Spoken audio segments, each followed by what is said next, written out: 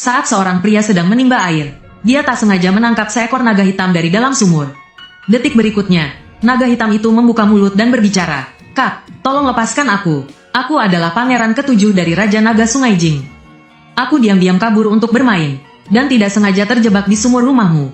Mata Zhao Xi terbelalak. Naga adalah makhluk suci dari kahyangan. Kalau benda ini dibawa ke kota untuk dijual, paling tidak bisa ditukar dengan beberapa keping perak besar. Sisa hidupku akan terjamin. Memikirkan hal itu, dia berbalik dan bergegas masuk ke dalam rumah. Mengobrak-abrik dan menemukan seutas rantai besi yang tebal. Memanfaatkan saat naga hitam kecil itu sedang lengah, dia melompat dan langsung mencengkeram tubuh naga itu. Naga hitam kecil itu terkejut. Sambil memelintirkan tubuhnya untuk melepaskan diri, dia kembali memohon dengan sedih. "Aku akan memberimu sebuah mutiara penolak air. Jika mutiara ini disimpan di dalam mulut, kau bisa berjalan di dalam sungai seolah-olah di daratan. Tolong lepaskan aku." Setelah selesai berbicara, naga hitam itu membuka mulutnya dan memuntahkan sebuah mutiara hitam besar. Zhao Xi segera merebut mutiara itu dan memasukkannya ke dalam bajunya. Naga hitam itu berputar-putar dengan cemas di dalam gentong air. "Mutiara sudah kuberikan padamu. Cepat lepaskan aku." Zhao Xi menyeringai dingin. "Sisik nagamu ini jauh lebih berharga daripada mutiara itu." Matanya bersinar tamak. Dia melilitkan rantai besi ke tubuh naga itu sebanyak 3 kali. Lalu mengikatnya dengan simpul mati. Suara naga hitam itu terdengar seperti hendak menangis. "Klan naga punya aturan. Setelah menerima hadiah, kau harus melepaskanku. Kau ini melanggar aturan." Zhao Xi tertawa. "Aturan? Aku sudah miskin selama 50 tahun. Apa aturan bisa dimakan?" Dia memasukkan naga hitam itu ke dalam keranjang bambu dan menutupnya. Bantu channel ini untuk terus berkembang dengan like, comment, dan subscribe. Selamat menonton video ini. Yeay! Malamnya, dia gelisah dan tidak bisa tidur.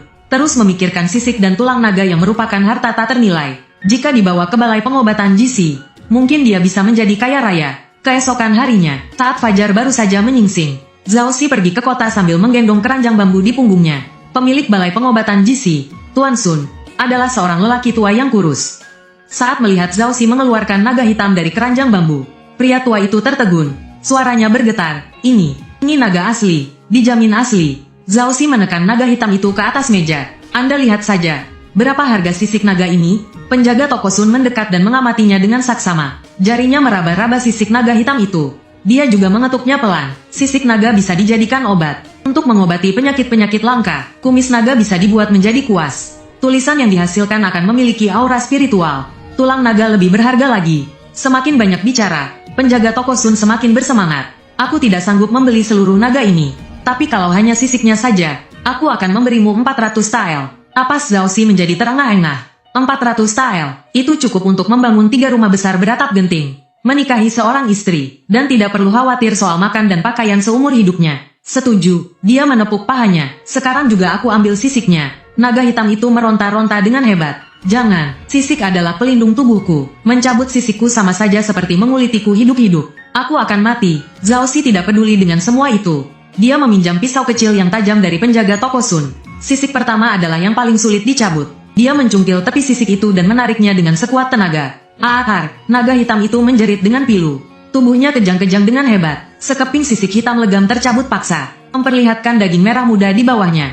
Darah segar merembes keluar dari lukanya. Tangan Zhao Xi tidak berhenti. 1 keping, 2 keping, 3 keping. Jeritan naga hitam itu perlahan-lahan melemah, hingga pada akhirnya hanya tersisa rangan lirih. Lapisan tebal sisik hitam memenuhi keranjang bambu. Tubuh naga itu menjadi penuh darah dan daging yang terkoyak. Penjaga toko Sun melihatnya dengan jantung berdebar kencang. Tapi saat memikirkan nilai dari sisik-sisik naga ini, dia pun mengertakkan gigi, menghitung 400 tael perak, dan menyerahkannya kepada Zhao Xi.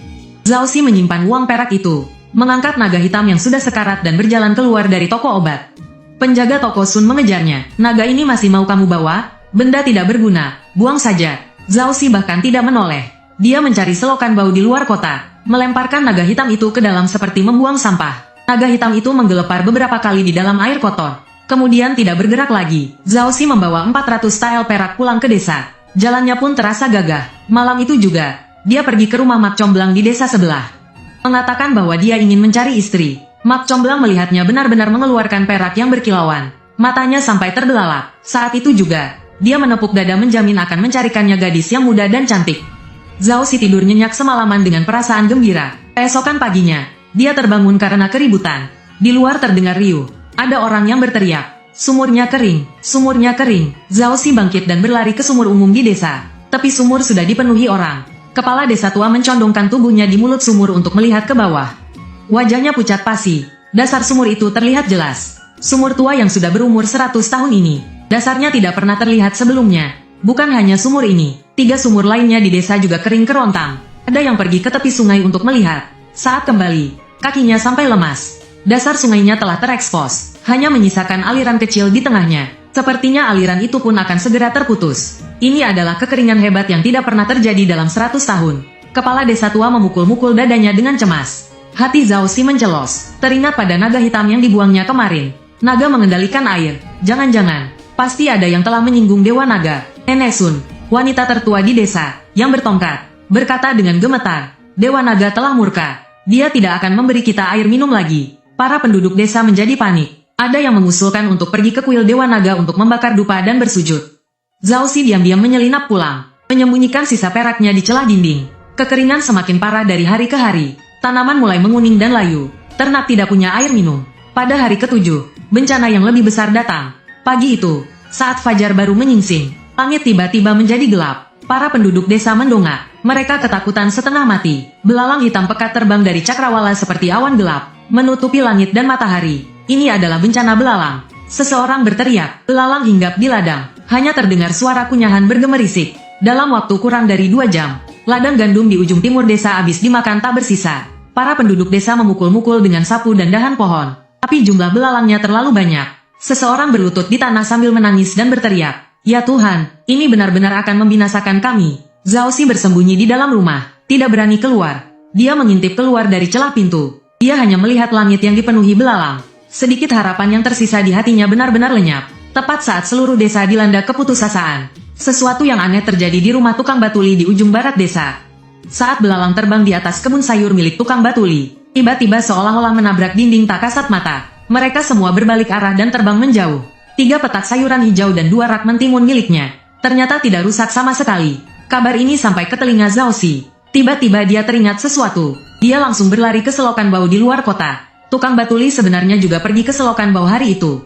Dia pergi ke tepi selokan untuk menggali sayuran liar. Persediaan makanan di rumahnya sudah lama habis. Xiao Xi terus menangis karena lapar saat dia sedang menggali. Dia melihat sesuatu yang hitam menyembul dari lumpur di dasar selokan. Awalnya dia mengira itu adalah kayu busuk. Setelah menyingkirkan lumpur dengan dahan, dia melihatnya. Tukang batuli menarik napas dalam-dalam karena terkejut. Itu adalah seekor naga. Seluruh tubuhnya hancur dan berlumuran darah. Sisiknya sudah hilang semua, lukanya bernanah dan berbelatung. Sudah diambang kematian. Hanya sepasang mata emasnya yang masih sedikit terbuka. Saat melihat tukang batuli, secercah cahaya samar melintas di matanya. Hati tukang batuli melunak. Dia tidak peduli lagi dengan kotoran. Dia melompat ke selokan bau dan mengangkat naga hitam itu. Tubuh naga itu sangat panas. Napasnya sangat lemah, nyaris tak terasa. Astaga, dosa apa ini? Mata tukang batuli memerah. Siapa yang melakukan ini? Dia membawa naga hitam itu pulang ke rumah. Dia merebus sepanci air panas, lalu membersihkan lukanya sedikit demi sedikit. Xiao Xi terkejut saat melihatnya. Ayah, ini apa? Ini, seekor naga kecil yang terluka. Tukang batuli berkata, kita harus menolongnya. Di rumah hanya tersisa sedikit ramuan obat terakhir.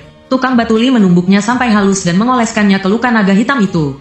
Naga hitam itu kejang-kejang kesakitan, tapi ia tak punya tenaga untuk bersuara. Tukang batuli kemudian memasak semangkuk bubur encer dan menyuapinya sedikit demi sedikit. Malam harinya, naga hitam itu demam tinggi. Seluruh tubuhnya panas seperti bara api. Tukang batuli memeluknya, menghangatkannya dengan suhu tubuhnya sendiri. Xiao Xi juga anak yang pengertian. Dia menyelimuti naga hitam itu dengan jaket katunnya yang sudah usang. Mereka merawatnya seperti itu selama 3 hari.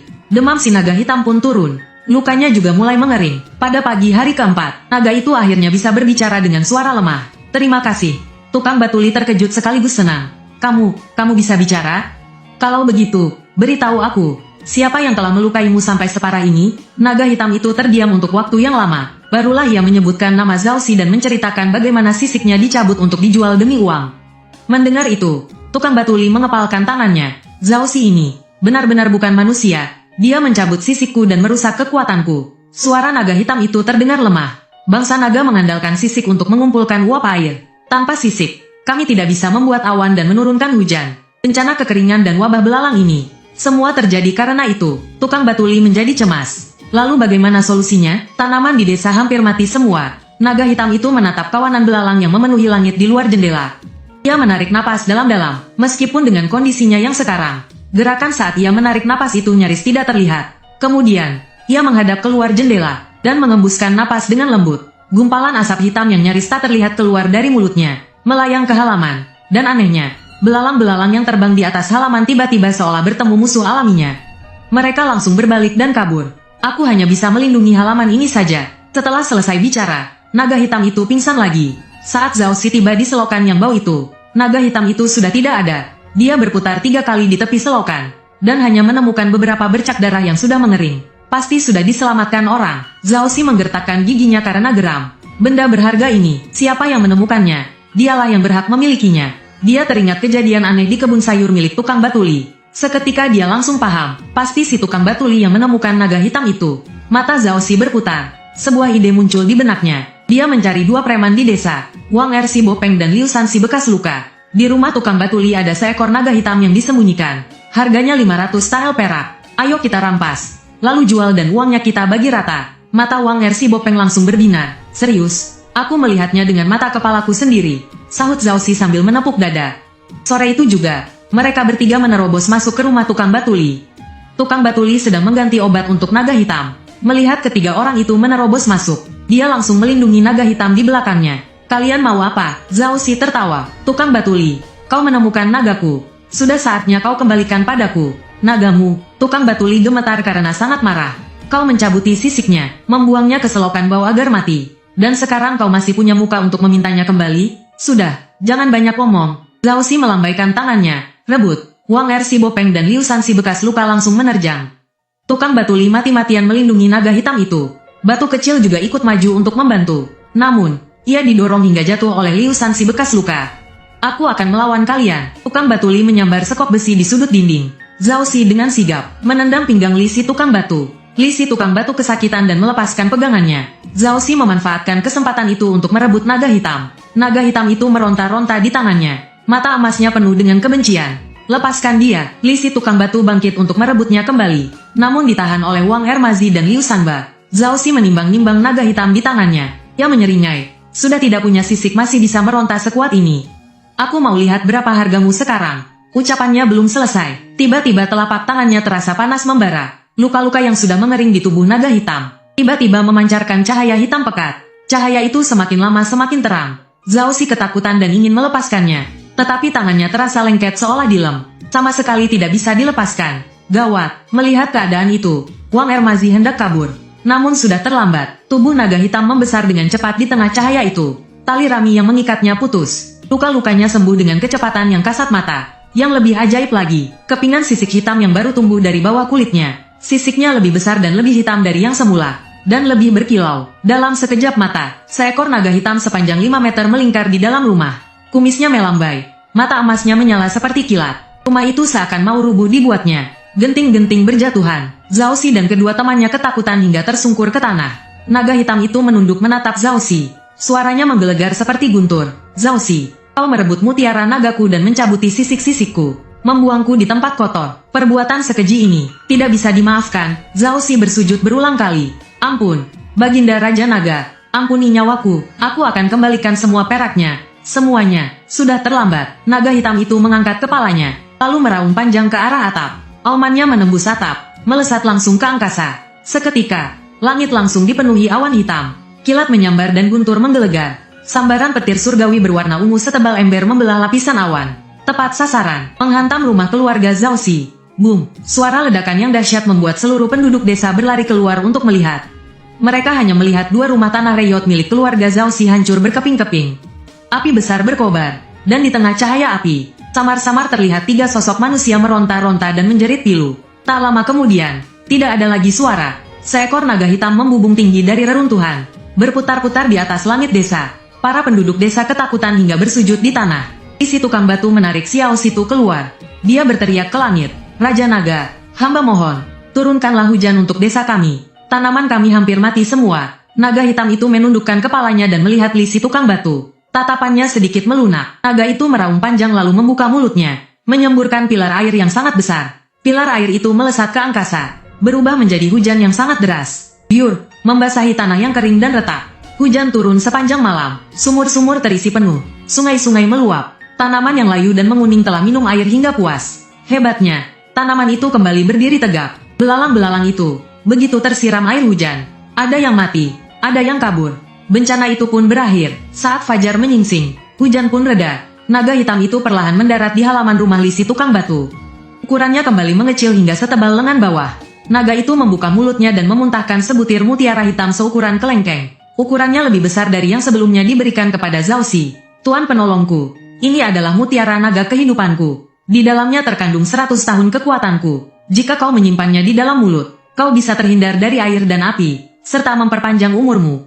Jika dikubur di dalam tanah rumahmu, maka dapat menjaga kedamaian rumah dan memastikan hasil panen yang melimpah. Li si tukang batu berulang kali melambaikan tangannya. Tidak bisa, tidak bisa. Aku menolongmu bukan untuk mengharapkan balasan. Ini terlalu berharga. Kau telah menyelamatkan nyawaku, dan melindungiku sepenuhnya. Kebaikan ini harus kubalas. Naga hitam itu mendorong mutiara naga ke hadapannya. Lagi pula aku perlu menumpang di rumahmu untuk memulihkan diri selama 3 tahun agar energiku kembali. Anggap saja bola naga ini sebagai hadiah karena aku menumpang di sini.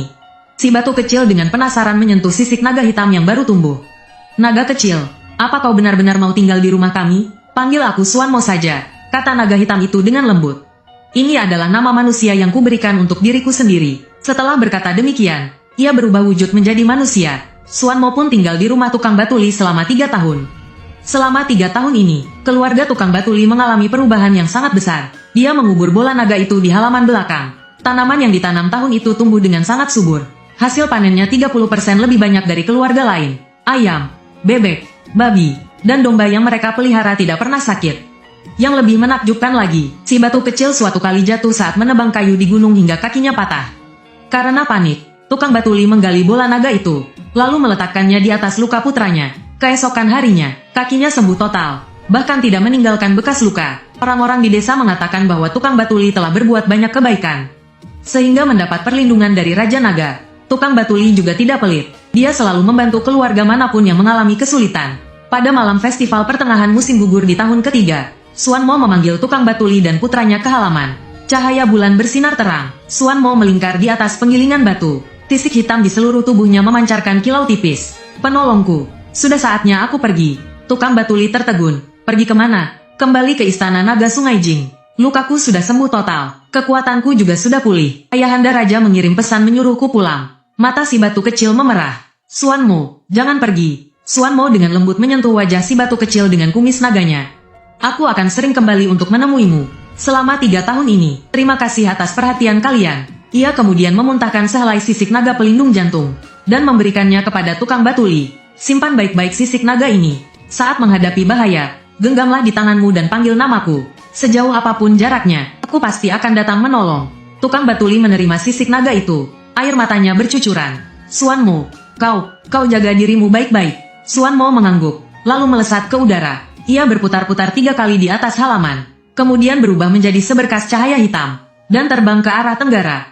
Terima kasih banyak sudah menonton video ini sampai selesai. Jangan lupa klik like, comment, dan subscribe. Bye-bye.